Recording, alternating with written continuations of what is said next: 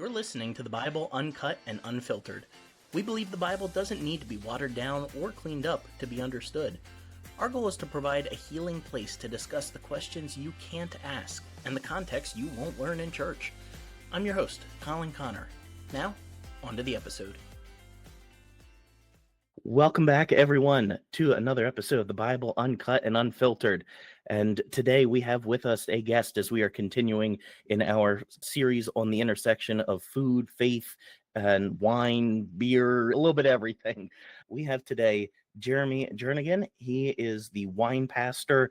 He has a couple of podcasts. The one that I know him most through is Cabernet and Pray.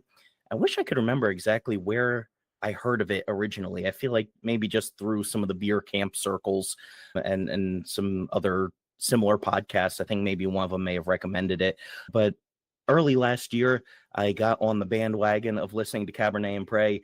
I binged it in, I don't know, probably like 4 or 5 months' time, got through all the episodes. And I'll tell you right off the bat before we even get into it, go subscribe. It's a really cool podcast. Jeremy has awesome conversations with people on there. So we are excited to have him here with us today. Jeremy, welcome to the pod. Awesome. Well, man, thank you for that plug. That was super encouraging. And yeah, I love it. I got to meet you at said beer camp. So that was pretty fun. And yeah, you're diehard, man.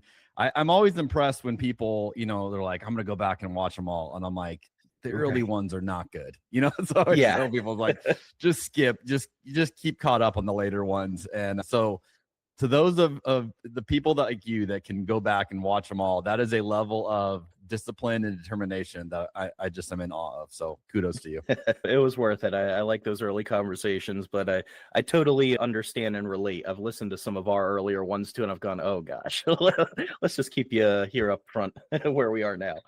And to anyone listening now, if I sound a little different, I've had a little bit of a cold going on, so I apologize. I will try to mute if I have a coughing fit or anything, but that's the beauty of being remote. I don't get Jeremy sick and we can still talk. I like it. Yeah.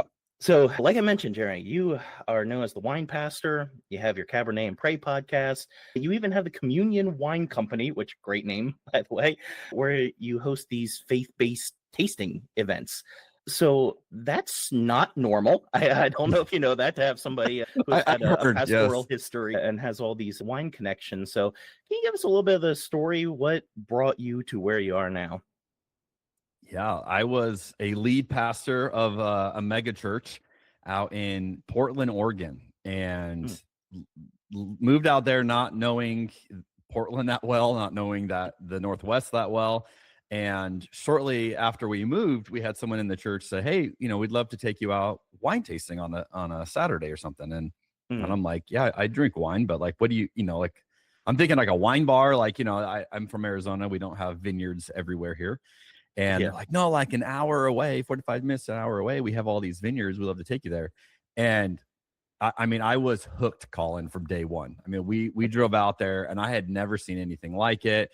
And the conversations we had were incredible. And I realized early on, when you get a glass of wine and then you get some time, and you have amazing conversations with people. And so the idea originated where I would notice we would go out on a Saturday with a couple in our church, my wife and I would, and we would have these phenomenal conversations over a wine flight. Then I'd see him at church the next day, and it was like a different version of them, right? Like they're prim and proper. Good morning, pastor. And I'm like, what happened to the people yesterday? Like, where are those people at? And I just remember thinking, like, there's something about that environment, about getting a glass of wine, getting outside of the church, where people were free to talk. They're free to share what's really going on. And I really like that. And so fast forward a few years when I stepped away from that role and realized this role is not where I'm going to be able to use my voice the way I feel like Jesus asked me to use my voice. In conversations with my wife, she's like, well, why don't we dream up how this could look? And I very sarcastically said to her, like, okay, what does having conversations about Jesus with wine that somehow involves Oregon, like, what does that include, And she's like, let's talk about it. And that became Communion Wine Co. My wife named it. She's very good at this stuff. And that became a way I think early on, especially, 5-6 years now removed from that point, but became early on a way for me to have spiritual conversations outside of the church, right? And so Mhm. then that morphed into the podcast and other things. And now, we get to do tasting events, and we do a wine and whiskey event. We've done like couples retreats. We've done all sorts of different things. And it's always been it's been that great transition of these are where you can have the kind of conversations that I want to have. And it's not limited in the same way that the conversations often get limited in the church. Oh, absolutely. I was actually just texting with my mom earlier today when we're recording here, and she had been a secretary at the fundamentalist church that we were in for a while. So she had interactions with, guests, people she didn't know. And after they left all that, they have enjoyed greatly the bar scene. We have some good wine here in Jersey, but we're better on the beer side. So she likes going to the bars and breweries, and was just saying how much she feels like she's able to connect with even just strangers Mm. more easily at a bar than at church. And I heard someone say something along the lines of if it's not good news in the bar, it's not good news. Yeah. Yeah. So I love this focus that you have with that. And I think most important, most spiritual question I will ask you all day: if you are from Arizona, what's with the Yankees hat? How'd that happen? The Holy Spirit, Colin. That's the answer. No, I grew up before we had the D-backs. So I'm gonna tell my age here. We did not have the D-backs. So as a kid, we had to pick someone, right? Like you Right. cheer for. So I went through a fad where whoever was around me, if they liked baseball, I was into whatever team they were into. Gotcha, So yeah. I liked the Twins for a while. I liked the Dodgers for a while. I mean, I would just kind of like bounce around. Then early elementary school, I had a best friend who was diehard Yankee fan. And I'm like, cool, I'll follow the Yankees. And that one stuck. So I stuck with the Yankees. Nice. And have ridden the wave up and down. You've suffered through since. In recent times, it has not been great. It's been tough to be a Yankee fan, and all the jokes, and they haven't been really great for a while. I haven't won it in a while, and it's been tough. But all of our kids, I don't know if you know this, all of our kids have Yankee middle names. So that's the level really? we're at. Yeah. Oh, yeah. That is some dedication right there. I appreciate that. Yeah. So you have this focus with wine, and you said that really stood out to you as you did the tasting and you saw the way people interacted with that. Have you noticed a difference between that and other forms of alcohol, that like you found that best for talking with people rather than just going out over a beer or a whiskey? Has there been any difference? That's a great question. The challenge with whiskey is you can get there quicker with people, right? And sometimes I've discovered in my professional experience doing this the last few years, people have very different tolerance levels for what they can consume. And I remember one of our early events that we did, and we were doing a tasting, and I think we were like into the second pour, which again, if you've ever done a wine flight, these are not full glasses. Essentially it the adds whole up flight, to maybe over one glass. right? Essentially the flight, if they're doing generous pours, becomes like 2 glasses worth, but it's usually 1 to 2 glasses somewhere in there. So we're in the second glass of the flight, and I ask people like, what do you think about that glass of wine? And someone says, it makes me feel warm inside. And I realized like, oh, you don't drink a lot. Like you're already feeling, And so that was kind of like one of those like, okay, I'm going to need to monitor this. And then, some of our early experiences, we would take people to 3 wineries in a day. And we realized like, that's too much for people. Like they can't handle that. And so we've really had to figure that out. So I think why I like wine a lot is you drink it slowly. It's a drink that you don't chug it. You're not shooting it. And so it's meant for great conversations. It's just a natural pairing to sit with a glass, sip it, and you're not going to have, if you sip on a whiskey, you're going to feel that much quicker than if you sip on a wine. Now, a wine alcohol content is far higher than a beer. So I would say beer works just as well for the purposes I'm saying. I just think beer is a more common drink. And so it doesn't necessarily invite people into an experience, whereas a lot of people, they feel like a level of like, I don't really know what I'm talking about with wine, or I don't know what I'm drinking. I don't know how to do this. And so there's almost like this humility posture that they bring to it.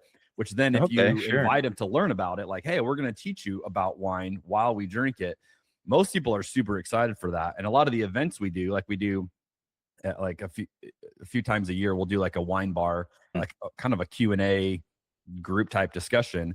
And I have the owner of the bar, he will talk about each wine, and he will explain like how to really get the most out of it. And people love that. They Mhm. love learning about the wine and learning about Jesus. And so I think Yeah. there's something there, whereas it's a little bit harder to get people interested in learning about a beer. Not quite as much the same appeal, but you could certainly have it. But I just think there's something special about wine, and doesn't have to be the only drink that works for this kind of conversation, but I have found that it works really well. Yeah, I can totally see that. It feels more refined, almost more reflective when you have a wine in your hand. A beer feels like you're watching the ball game, you know.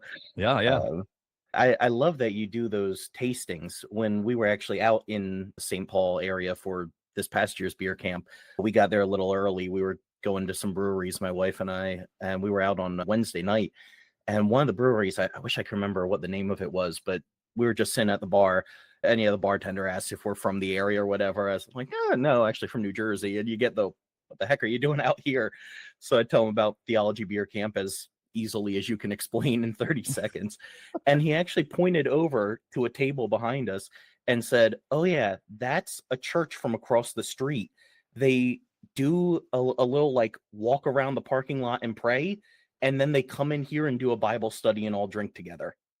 I'm That is like, yo, awesome. this is incredible. I love that so much. So we need more of that. But give us a little taste. What would that look like if you were doing one of these like wine and whiskey tasting events? What's that experience like? So that event in particular I mean, all of these are experiments, Colin.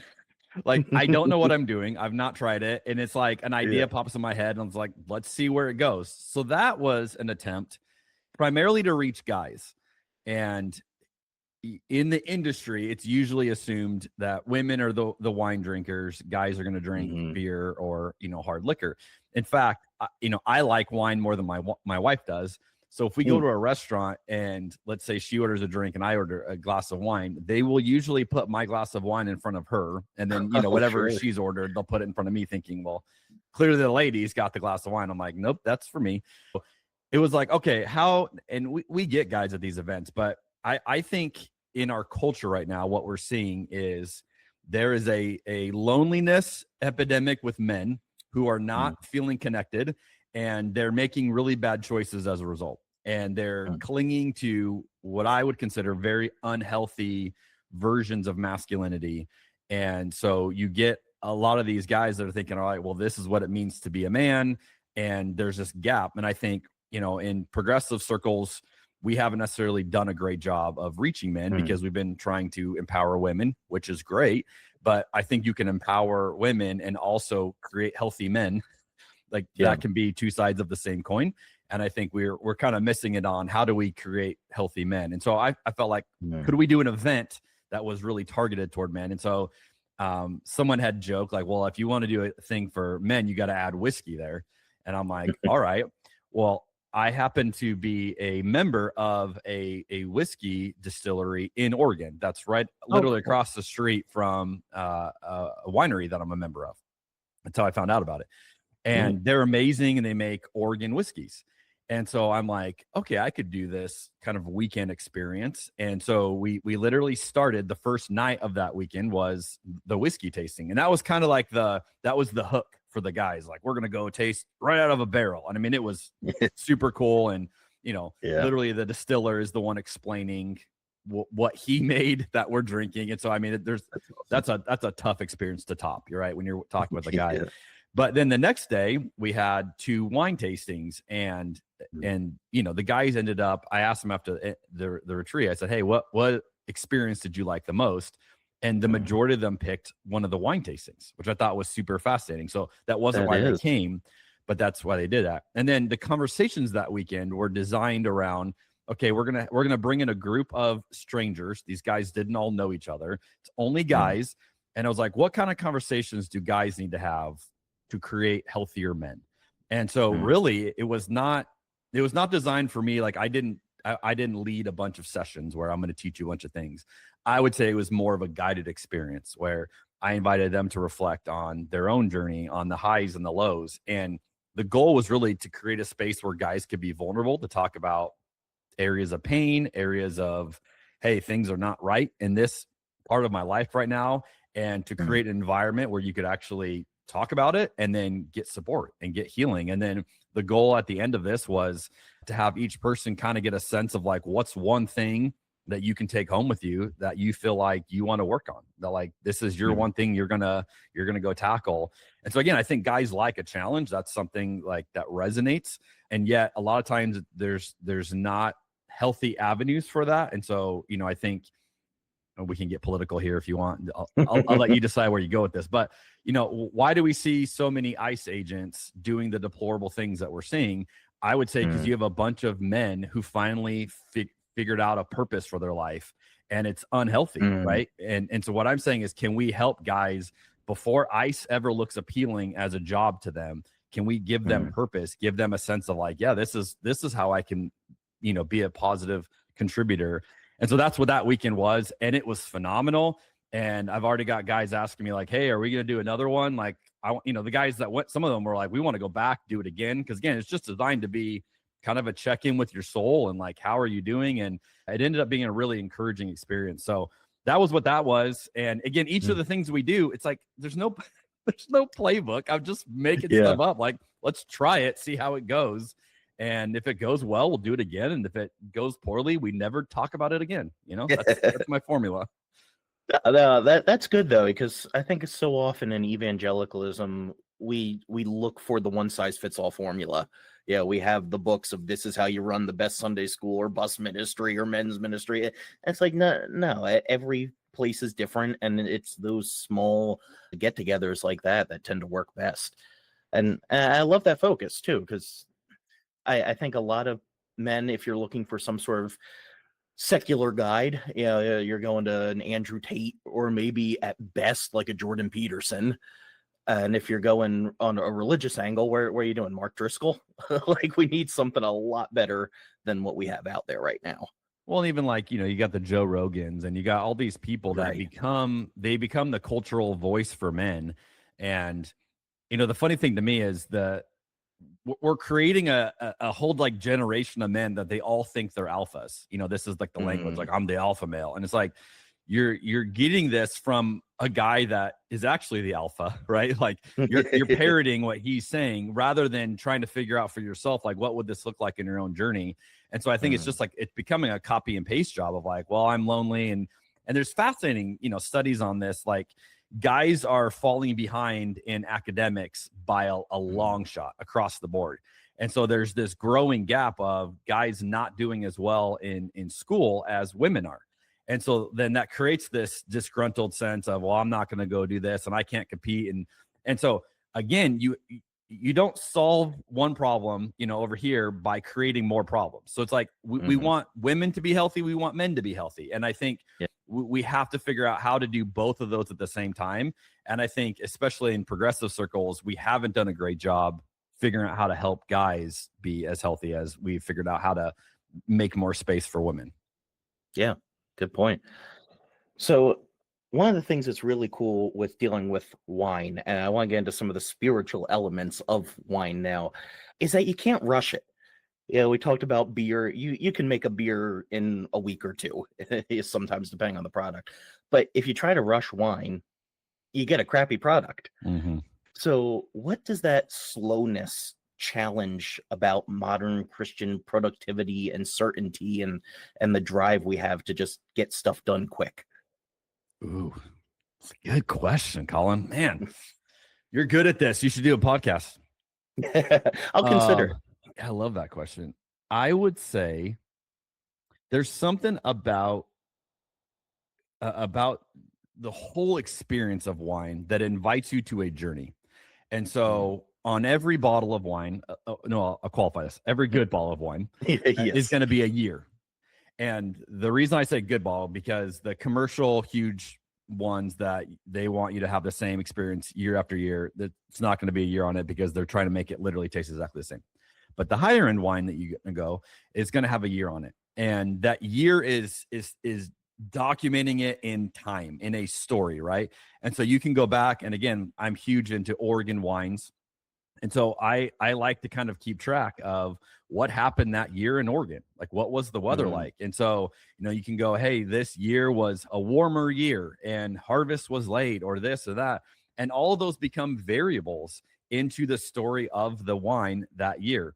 I'll give you one example. In 2020, we were still living in Oregon, and there was huge wildfires in Oregon, to the point that it pretty much ruined the entire year's worth of wine for most places in Oregon. Now, some had workarounds, and we're further away from it, but across the board. So I know that because I was in Oregon at that time, and our home was almost had to be evacuated. That's how close the fires got to us. And so it was a couple of years later, because you don't drink wine, the year it was, especially reds, it's going to be a couple of years delayed.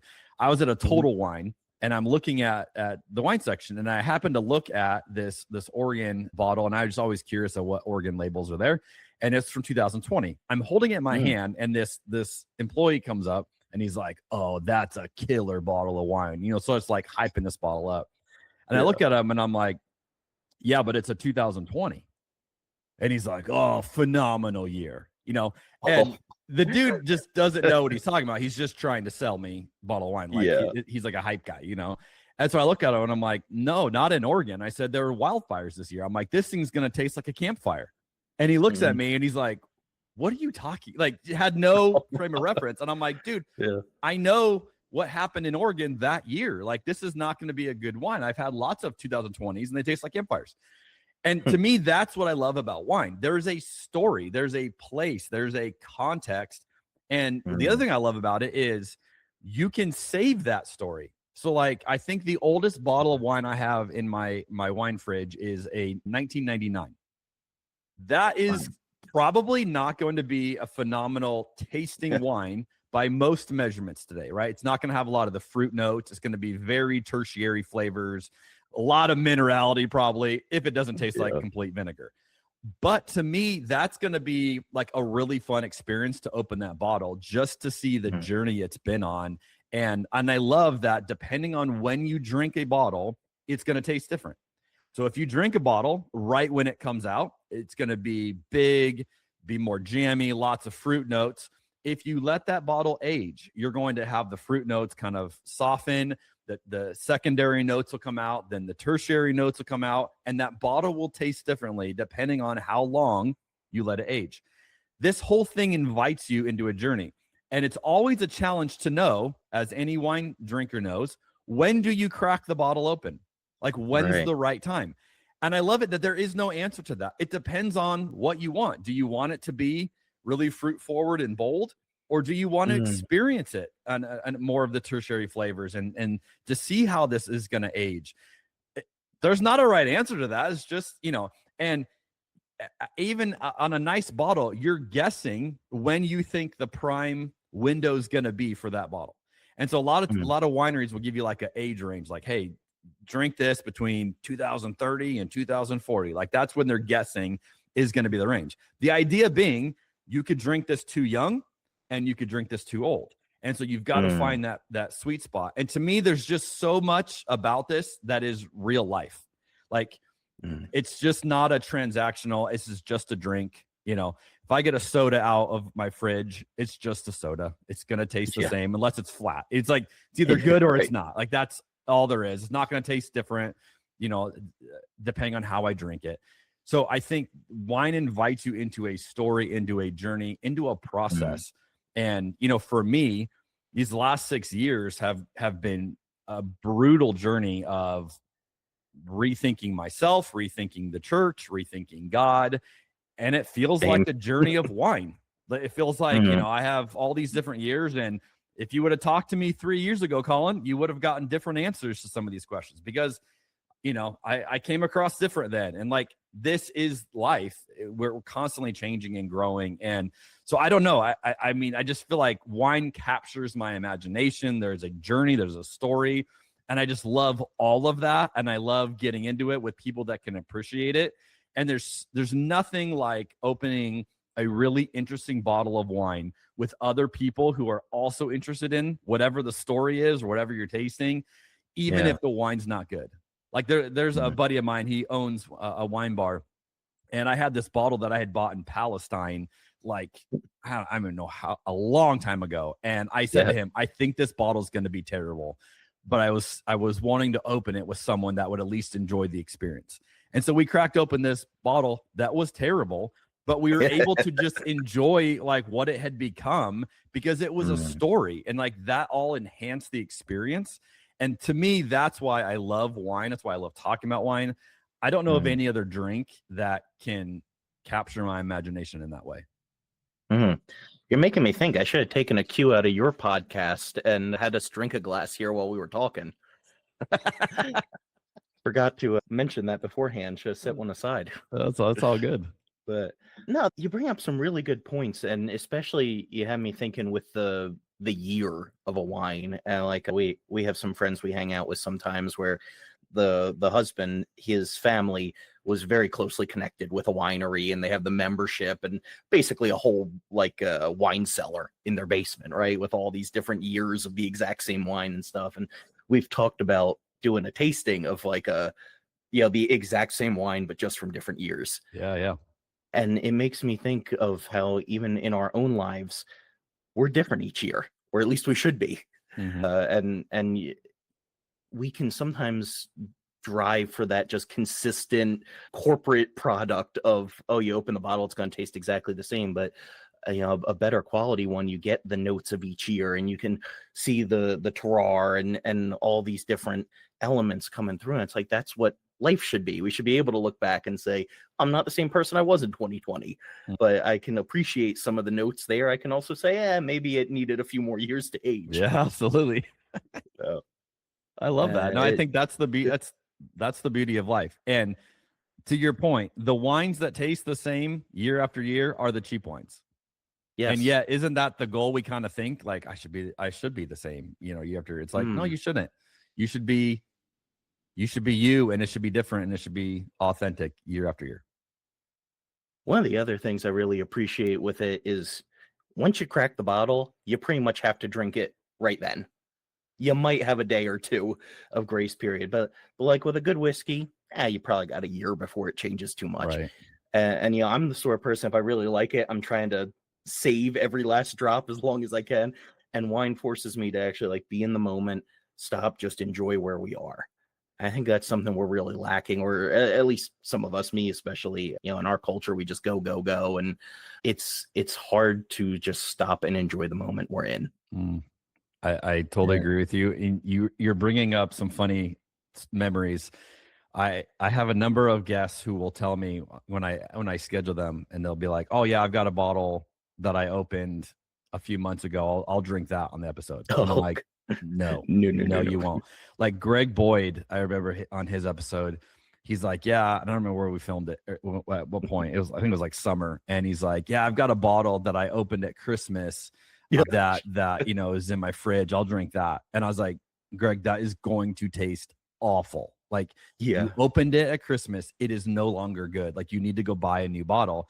And I totally agree with you.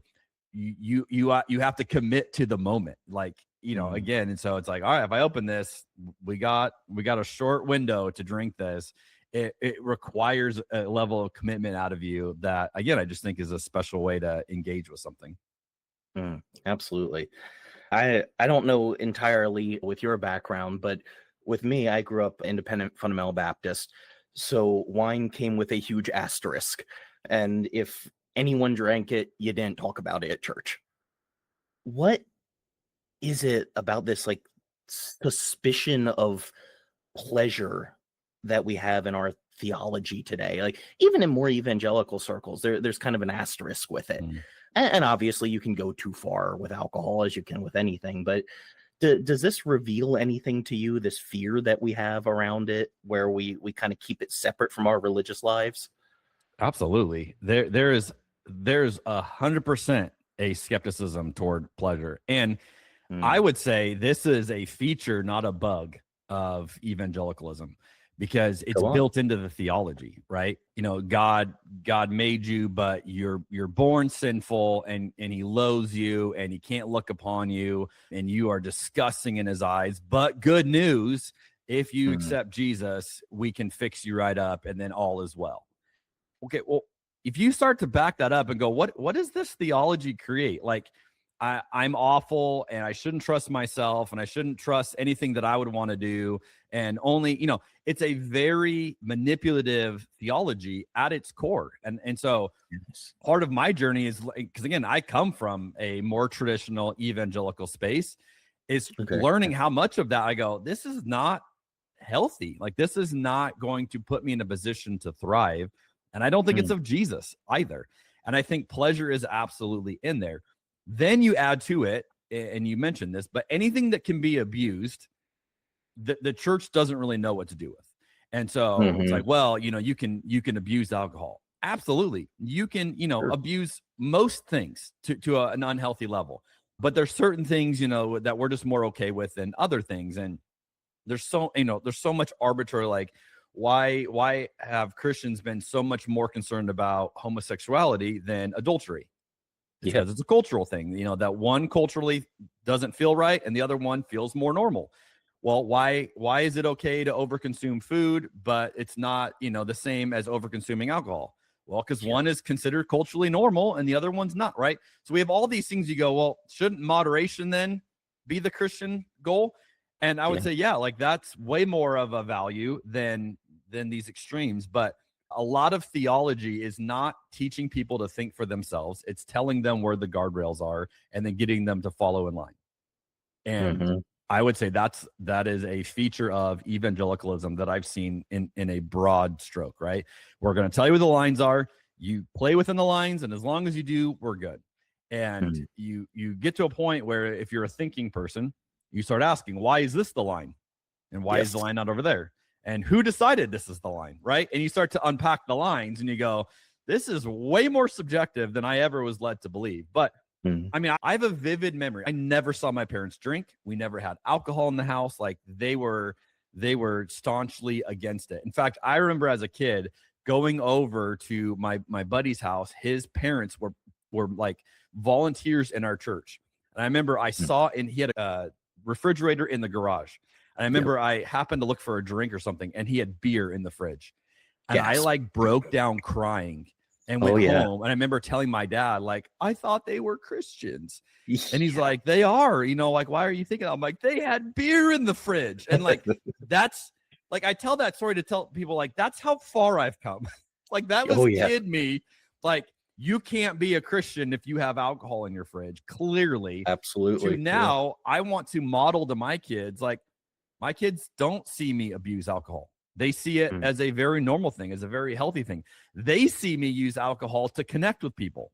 Like, they see, like, they'll see a glass of wine. If they get home from school and there's like a glass of wine on the counter, they're like, oh, you had a podcast today, Dad? Because they know, like, if Dad's drinking in the day, he probably had a recording, right? Like, he was connecting with someone. Like, that's the example they're seeing. And so I think we need more of that, of like, let's actually teach people to think for themselves, which is the point of the Holy Spirit, right? That we would each have our own ability to navigate with God, rather than thus saith the Lord through this person in authority. No, like, navigate it for yourself. And yes, it can be abused. And I've had someone ask me, they wanted to invite their friend to an event, and their friend's a recovering alcoholic. And they said, hey, would you recommend I invite them even if they don't drink? And I said, no, do not invite an alcoholic to these events. Like, I'm not that guy either. Like, if this is something that's not healthy for you, there are other ways to connect in community and with God. Like, we're not reaching that person, and we're not designed to. And so I also don't think like we're a one size fit all, like everybody should be at the bar. Like, no, if this is a problem for you, I fully support you saying, I need to draw a line here. I just think that's not the experience with most people, nor does it need to be. And so to say something is completely out of bounds, I just think, let's teach people to think for themselves. And you realize, oh, God actually isn't against pleasure. And this whole thing maybe is more about control than it is about finding Jesus. Yeah, absolutely. And that's a very similar mindset to how I grew up. I mean, I even knew some people who wouldn't go to a restaurant that had a bar. They wouldn't go to Olive Garden, Oh, you know? solid. Yeah, absolutely. You got to take it to the extreme. But we had this mindset of the purpose of church, Christianity, religion, it is to tell you what to believe.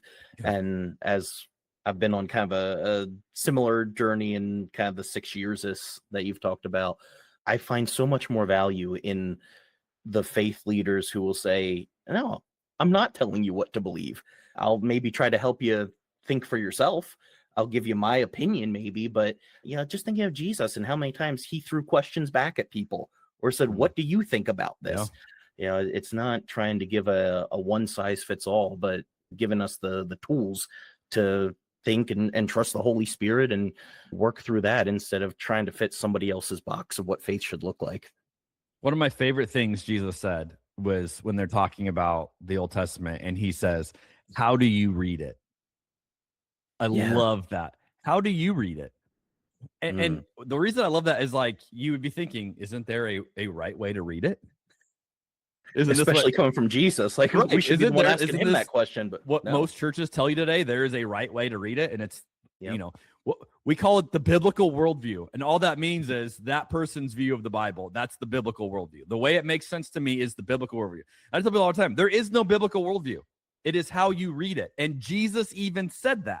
And yet we just missed that. Jesus wasn't uncomfortable with that. Hey, I think he'd be here today and be like, all right, Colin, how do you read it? Jeremy, how do you read it? How, like having the conversation of how does this make sense to you and how have you experienced it? And like, I just love that invitation. And that's the beauty of the Holy Spirit if we're not afraid of it. But what I have found, and I just was reminded of it this week, we are so afraid of trusting the Holy Spirit rather than those in authority. I got blown up by some guy on social media this week. I don't know if you saw, I posted about it, but I had a video clip where I was talking about the need to change your mind because of the Holy Spirit. This guy does this like video response to me on TikTok and has this line where before he shows the clip, he says, the person in the video I'm going to show you today is more dangerous to your soul than any atheist. That's a direct quote, Colin. More dangerous to your soul than any atheist. And the clip he's responding to is me saying you should be willing to change your mind because of the Holy Spirit. And I just go, wow, we have become something else. Yeah, but he gave you a great tagline for your podcast. I want to make shirts that just say more dangerous to your soul than any atheist. Oh, that's amazing. No hate like Christian love. Oh, seriously. We've been talking here about sharing these experiences around wine, and it made me think of how in scripture, wine is rarely consumed alone. It shows up in weddings, feasts, shared tables. What does that show us about spirituality as being communal rather than the individual focus that we tend to give it in America? Well, so much of the scriptures in general are communal, right? We don't have the, hey, God died for me and for my soul. And as long as he and I are good, that's just not, it's not the flavor of any of the scriptures. It's like that everything's happening in community. And you're absolutely right. The best wine experience is shared. And one of the questions I ask people on my podcast is like, hey, what's the story of the best glass of wine you've ever had? And to this day, to my knowledge, I don't think I've ever had someone describe a story where they were alone. Now, someone might fact check me on that, but I think I'm right in saying every single story has involved someone else. And I don't say it to say you can't enjoy wine by yourself. I do. My wife doesn't like to drink wine as much as I do, so I do drink wine at home because if I didn't, I would only drink it, rarely in group settings. But I would say that doesn't remotely compare to when I get the chance to enjoy a wine with community or to bring a bottle over to someone's house. And I mean, it's the ultimate party starter. I mean, you get a bottle out and it's like, oh, let's have some glasses. And then you all enjoy the same bottle together and you're experiencing it, talking about it. I just love things that trigger community spaces. And I think in our culture today, we need more of it. Like we need more tangible, what's going to help us break out of the silo. a bottle of wine can be great. And, Yeah. I have a few magnums, which are like bigger size bottles that I have in, my cellar as well. And those to me are like, you bring out a magnum at a party and like people know you're like, yes, that's 2 bottles worth in one thing. It's like it's We're like getting serious. it's you would never open that by yourself. Like that's an inherent community bottle. That's why I love that size. It's like I would never open that. It's like it's a Thursday night. I'm gonna tap into this magnum, right? Like no, that's for community. And I love that. Like I love that it's like a tool for community. And I think let's find more things like that give us reasons to come together and slow down and spend time with one another. Absolutely. Now, we cannot talk about wine and faith without bringing up communion. What do you think it means for God to become edible in this thing that we call communion?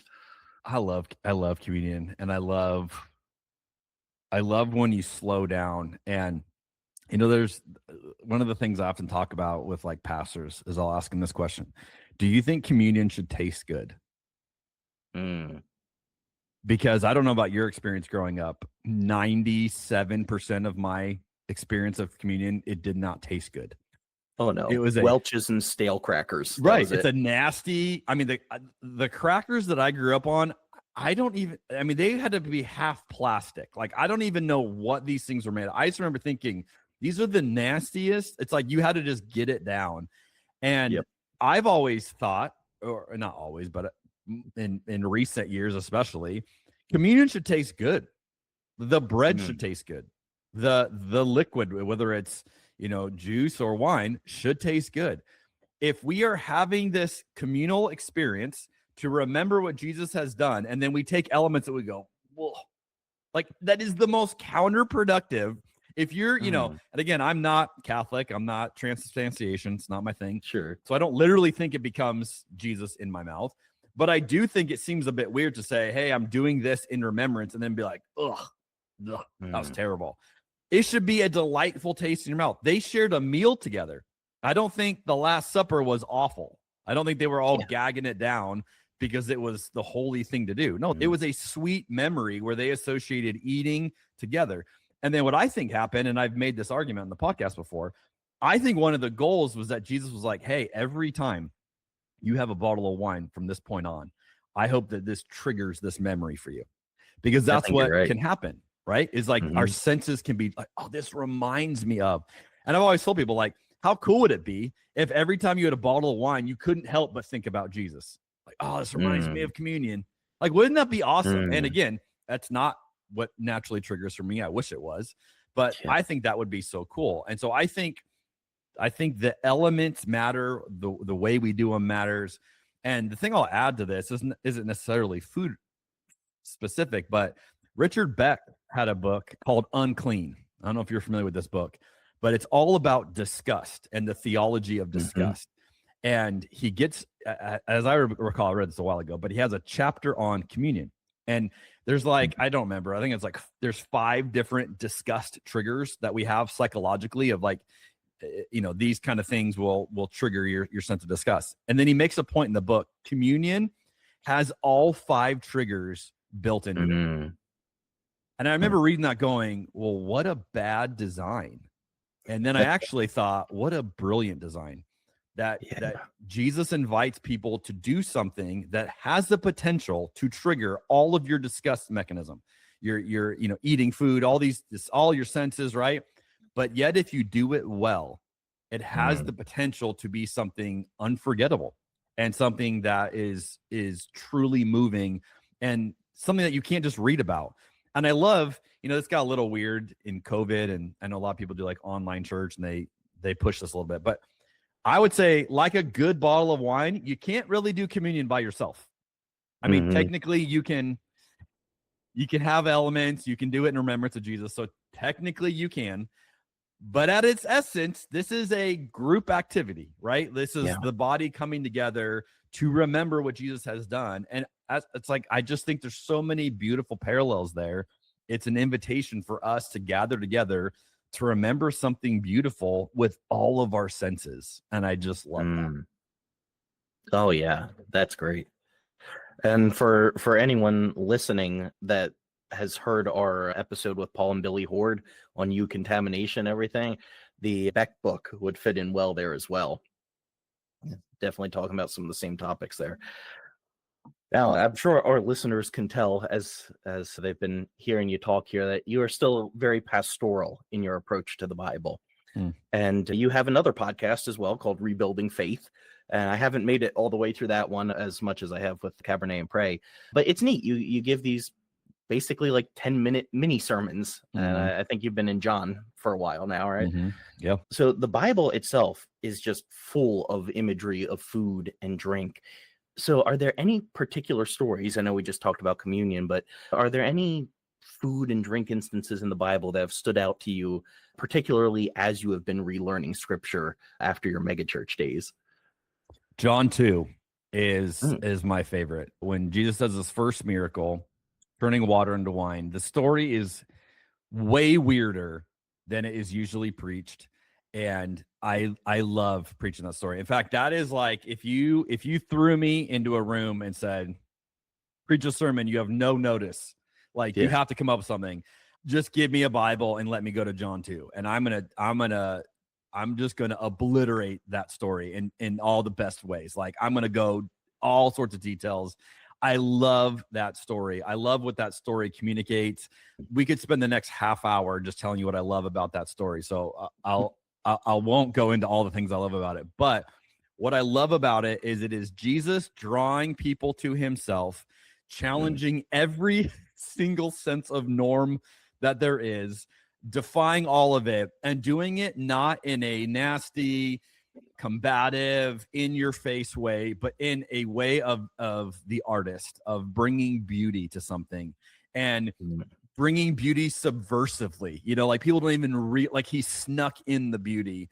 And I just love that story. And it's another one of those. I think if you were there and you experienced that, how would you ever drink? Like if you had whatever wine they served, and I'm reading a book right now where they made the argument that it was probably a white wine, and I don't necessarily agree with this, but they were saying because they couldn't tell that the water had been turned to wine, so that was their theory, that it looked like water in the glass. I don't know. I'm not sold on that argument, but that was the argument in the story. But let's say it was Chardonnay, just to make some easy grape that everybody knows, right? Let's say it was Chardonnay. It most certainly was not Chardonnay. But if it was, can you imagine the next time you had a glass of Chardonnay, would you not think about Jesus in that story? Be like, man, this flavor reminds me of that night. Remember that wedding we went to and they ran out of wine and Jesus did that thing? Like, it's just one of those, we read these as like, okay, cool. These are data points in a book. They experienced them. They tasted them. They experienced, it viscerally. And so to me, I just think to have been there would have been so cool, so rad. And spoiler alert, I will say this. If you do the math with the details that we have in the story, you can figure out how much wine Jesus made. And I've broken all this down elsewhere, but you can do the math. And the answer that he made 900 bottles worth of wine for a wedding that had already drank all of the wine they bought for the wedding. Right. So whatever they thought, this is how much people are going to drink. They went through that. Then Jesus made 900 bottles more. He became his own winery that night. I mean, this is a massive amount of wine. And one of the questions I love, people get uncomfortable when you point these details out, is I'll ask, hey, do you think anybody got drunk on Jesus' wine?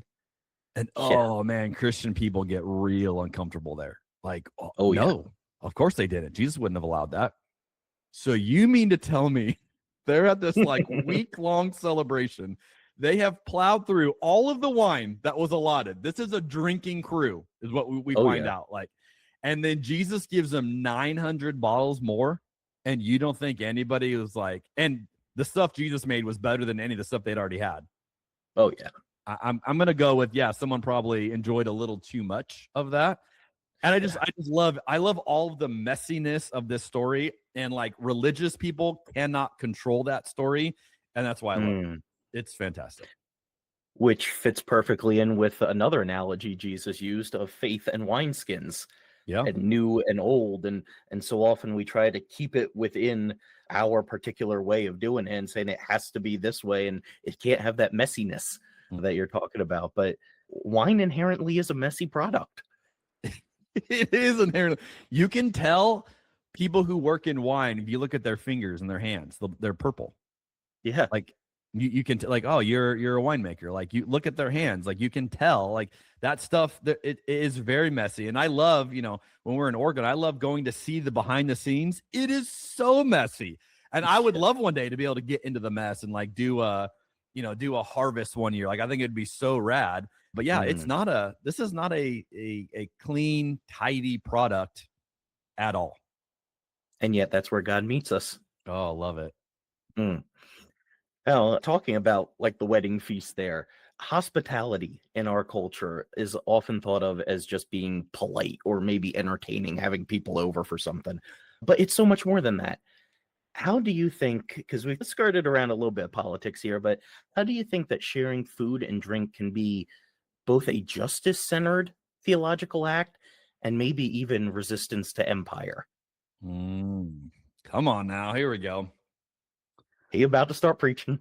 Throughout the scriptures, you see the image of the table. The table is a profound place where God meets people in community. The Psalms even talk about you prepare for me a table in the presence of my enemies. That somehow, even with our enemies around the table, something, I'm not going to say magical, we'll say supernatural. How about that? Yeah. Something profound happens at the table. And I believe that. And I don't think it's a coincidence how often you see Jesus eating with people. I don't think it's a coincidence that communion is a meal that was shared with one of his enemies, right? The guy that's going to betray him is at this meal with Jesus. And at that point, Jesus knows exactly what Judas is thinking. He knows exactly what Jesus is going to do. And he sits around the table and he eats with him. And I just think, what a radical act. And we have this sign over our dining room table. And it says something to the effect of, when you have more than you need, build a bigger table, not a taller fence. That's something, that idea, right?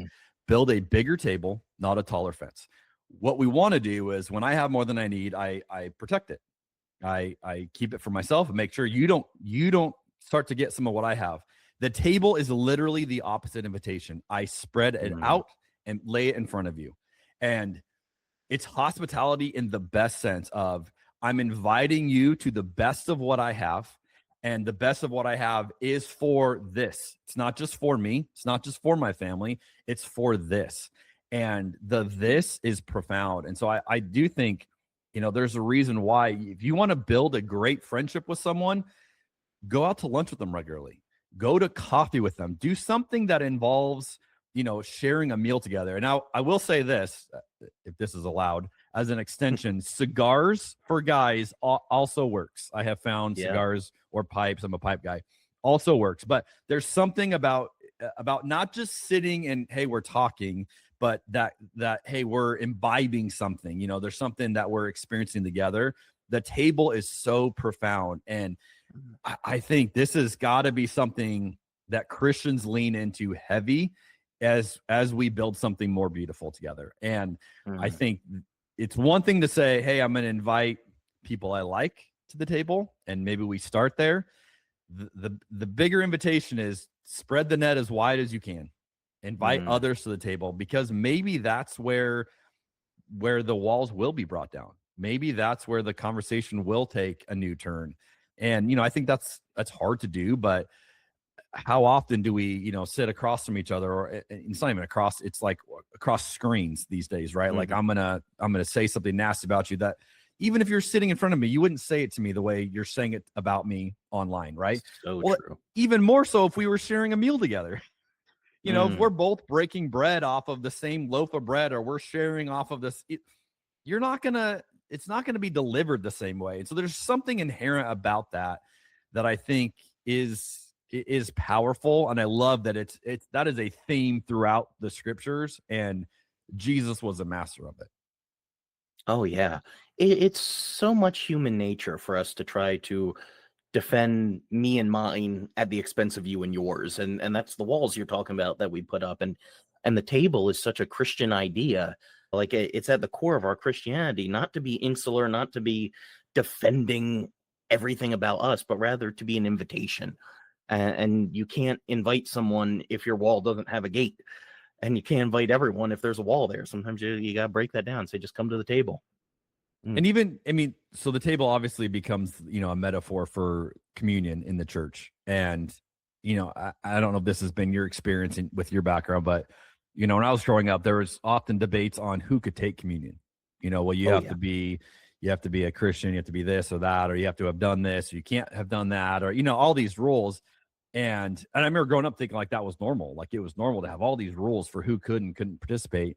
And then it was one of those, like some point I was reading about Judas sitting there with Jesus at the Last Supper and going, so the guy that's literally going to sell Jesus to death to make a profit is sitting at this, and Jesus includes him, and yet today we're going to say so-and-so doesn't qualify. Like, come on. I'm pretty sure they haven't betrayed Jesus for money. I just thought like, wow, I think we've missed this on that topic. And I know, depending on who your listeners are, some of them might have a hard time with that. That's a very churchy argument. I get it. I've grown up in it. I'm very aware. I just also want to say, like, let's look at the model of Jesus, who literally served Judas a meal before Judas betrayed him. Our listeners are familiar with, they're familiar with that. We did an episode about a year and a half ago on communion right after I had gone to beer camp in Denver, because I had very restricted, we said it was close communion, but that just meant you had to believe exactly like us. And we had our moment of silence to confess our sins and everything. Right. And that was shortly after I had left fundamentalism when I was at that one beer camp. And I broke down crying when we did communion at the end, because I had never felt welcome. I had never felt like this was something to be enjoyed. It was choking down the crackers and juice and just feeling guilty about yourself. So that strikes a chord with me. Absolutely. And you got me thinking too, with Psalm 23, I got to rethink this. I pulled it up on my Bible app here while you were talking, and just thought of the whole setting a table in the presence of the enemies. Like I think I kind of envisioned that almost as a taunt. Like, haha, yeah, you're all trying to get me, but here I am. I'm having this feast. And it made me think, what if there's this whole spread of food in front of a bunch of people trying to fight with you? What if the invitation was to come eat? And the point of that passage wasn't to make fun of all those people, but actually to say maybe God was helping him make peace with his enemies by having the table there. I think that's what it is. It's not because again, when you're in opposition with someone, and again, there's lots of good reasons to be in opposition to someone. So I don't want to, I'm not like a pie in the sky. We should have no enemy. Like there's lots of people I would oppose for lots of reasons, right?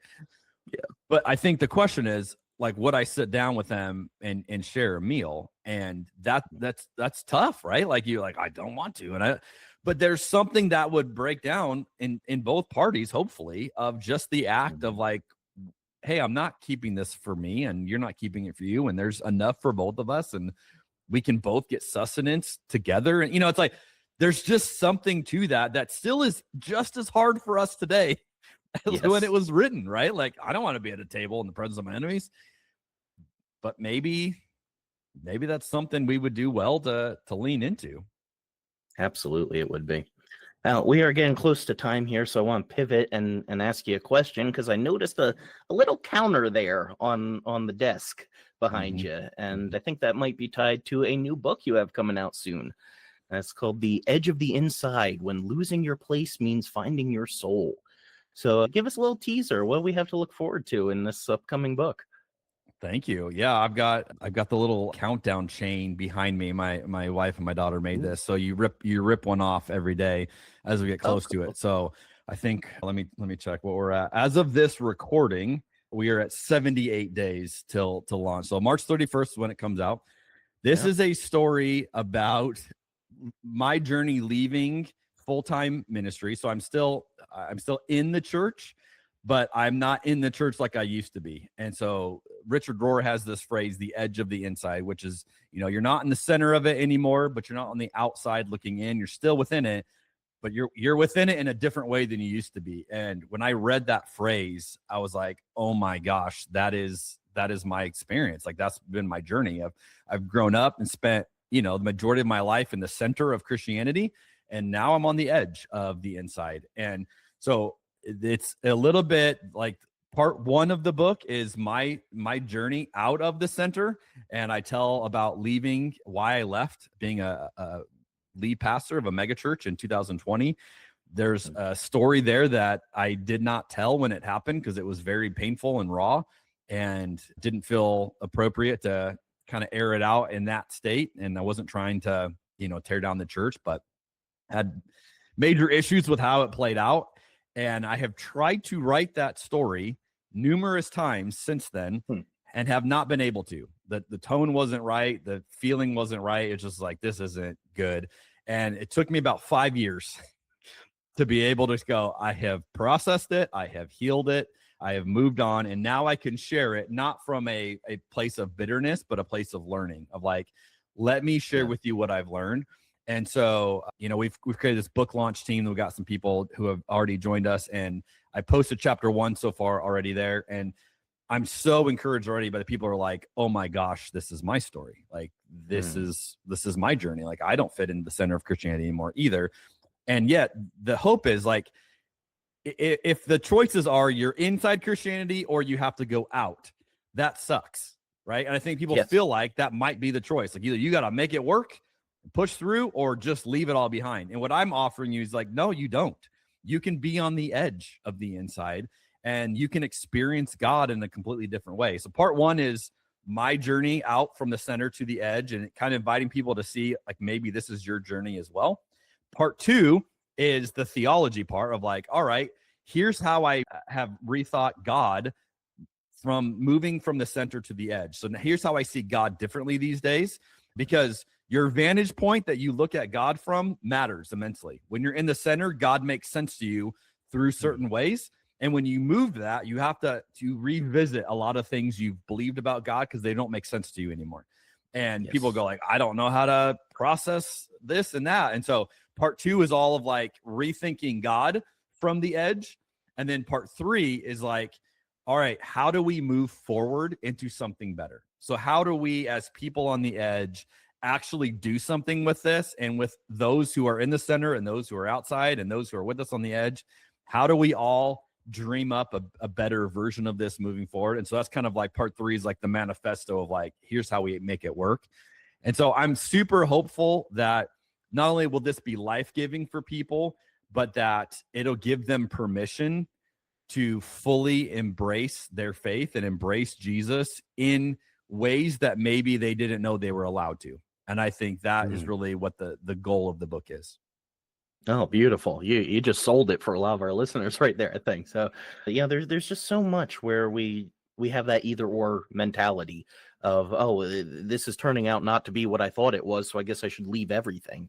But I love the inside and edge of the inside metaphor that Rory uses and that you've adapted there, because I think we have a lot of people who find themselves not fully inside anymore, but they also don't want to be fully outside. I think there are a lot of people, and it's one of those, if you don't have the language for it, you don't even know how to express what it is that you want, right?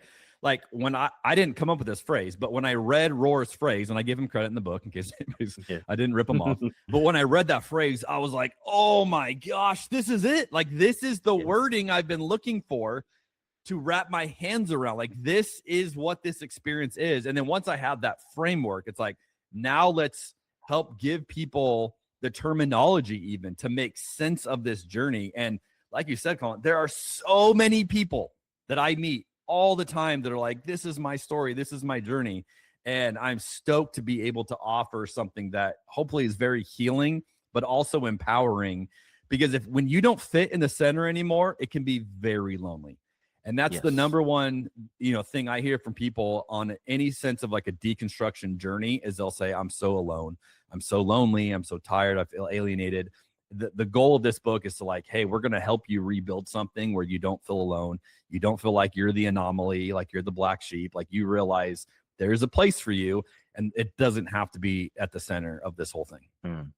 Oh, that sounds amazing. Now, this episode is going to release probably about a month and a half before your book does.